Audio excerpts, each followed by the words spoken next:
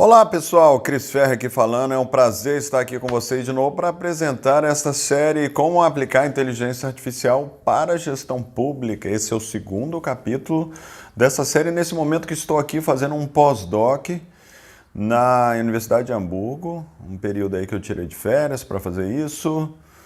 Estou me divertindo pra caramba, não vou negar, está sendo muito legal trabalhar com essas coisas aí.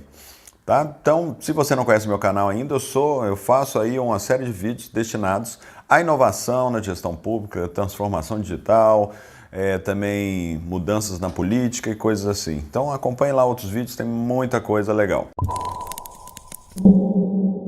Você deve se lembrar que eu abordei 5 pontos, né, que eu estou considerando como importantes para você implementar alguma inovação que use inteligência artificial. É essa tecnologia que está todo mundo falando, que vai revolucionar, está revolucionando aí os trabalhos desde empresas até governo.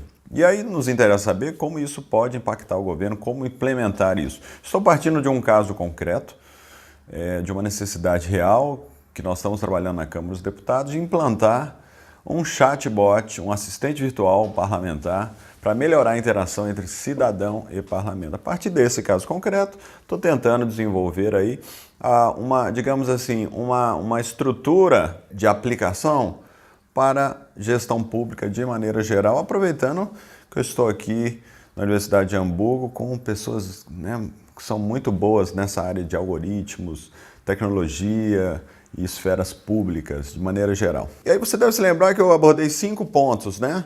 Governança, recursos humanos, impacto, tecnologia, claro, e ética. Hoje nós vamos falar de governança. Nós precisamos de um certo tipo de governança. E o que é governança?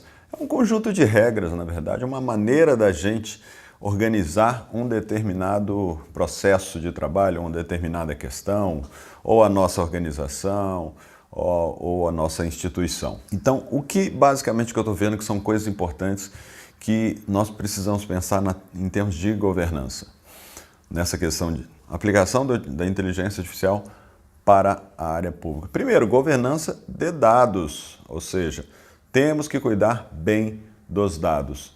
Inclusive, eu tenho participado de algumas redes aí de colegas que estão estudando isso no Brasil, no exterior, e o pessoal fala muito desse ponto, né? Existe uma frase em inglês que chama garbage in, garbage out, ou seja, você botou lixo numa máquina, vai sair lixo. Entrou lixo, vai sair lixo. Então, se você coloca um dado que vamos dizer assim, as bases de dados são insumos para os nossos robozinhos, que os nossos algoritmos lerem e utilizarem essas bases de dados para apresentar um serviço, um chatbot ou algum outro serviço inteligente qualquer que a gente precisa, tá? Então, é como se você plantasse aí, né, se você colocasse lá uma semente com baixa qualidade, aquela semente, será que ela vai fertilizar bem naquele solo? Se você colocar uma semente certa no solo bem cuidado, ele pode dar ali uma planta bem saudável, uma planta, né, que vai gerar bons frutos. Então, para isso a gente precisa de insumos, ou seja, a gente precisa das bases bem trabalhadas, bem organizadas.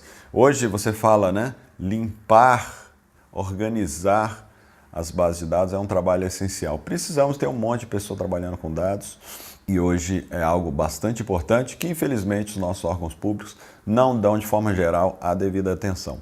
Um outro ponto, precisamos reorganizar a nossa burocracia, a nossa gestão, o nosso órgão para que ele possa lidar com a inteligência artificial. Será que a maneira como a gente organiza as nossas caixinhas, né, os nossos departamentos, as nossas seções, na sua instituição pública, pode ser o ministério, a prefeitura, a secretaria, o que seja, são adequadas, são razoáveis para trabalhar a questão aí da inteligência artificial? Muito possivelmente não são. Então a gente precisa repensar isso. Quer ver um exemplo bem legal?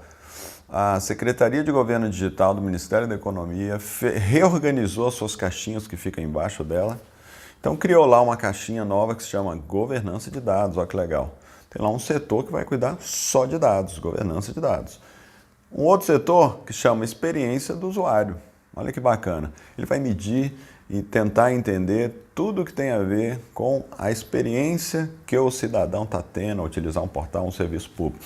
Esses são exemplos nessa Secretaria do Governo Digital, um trabalho muito legal, o pessoal lá muito bacana, faz um trabalho aí, referência para nós. A maneira de nova organização, né? Nós precisamos reorganizar a nossa burocracia.